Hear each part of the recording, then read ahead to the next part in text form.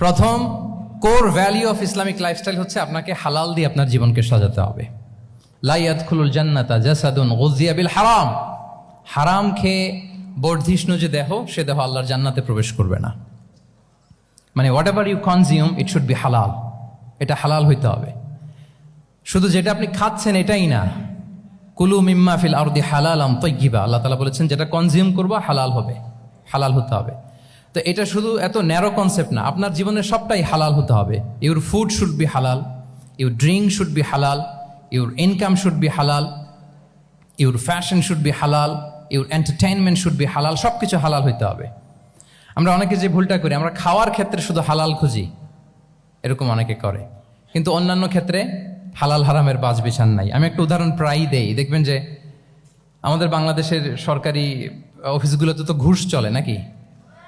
আল্লাহ ঘুষ থেকে এই জাতিকে তুমি হেফাজত করো।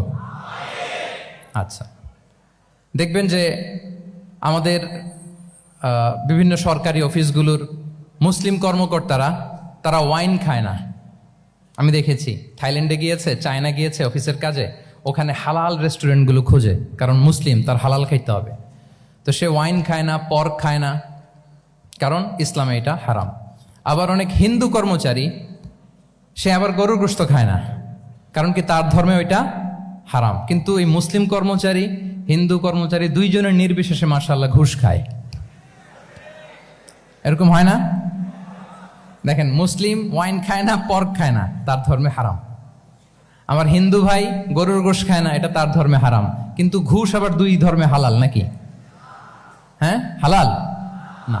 তার মানে ওই যে pick and choose, you got the point, right?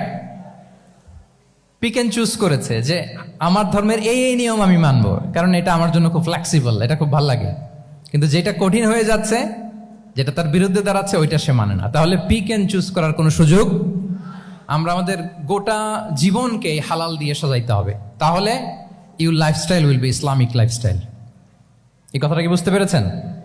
তাহলে ইউর ফুড শুড বি হালাল, ইউর ড্রিঙ্ক শুড বি হালাল, ইউর ফ্যাশন শুড বি হালাল, ইউর ইনকাম শুড বি হালাল, ইউর এন্টারটেনমেন্ট শুড বি হালাল, even your relationship should be হালাল। ব্যাপার কি? এটার এত আওয়াজ বেড়ে গেল।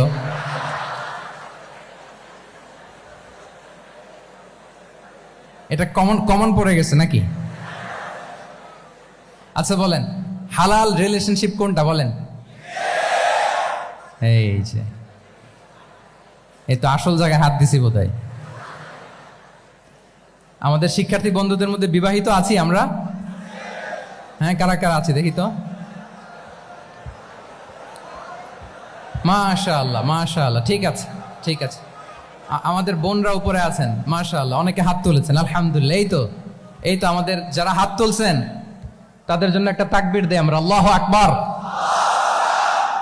এই যে আপনারাই বলেছেন, আমার কোনো লিগ্যাল অপিনিয়ন দেওয়ার প্রয়োজন হচ্ছে না, যে হালাল রিলেশনশিপ হচ্ছে বিয়ে। তাহলে বিয়ের বাইরে যদি আমার কোনো রিলেশনশিপ থাকে, হালাল না হারাম?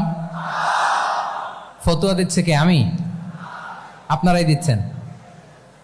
বলেন, বিবাহ পরবর্তী কোনো যদি এক্সট্রা ম্যারিটাল রিলেশনশিপ থাকে, এটা ইসলামে হালাল না হারাম? তাইলে pre marriage relationship, after marriage relationship, এটা শরীয়তে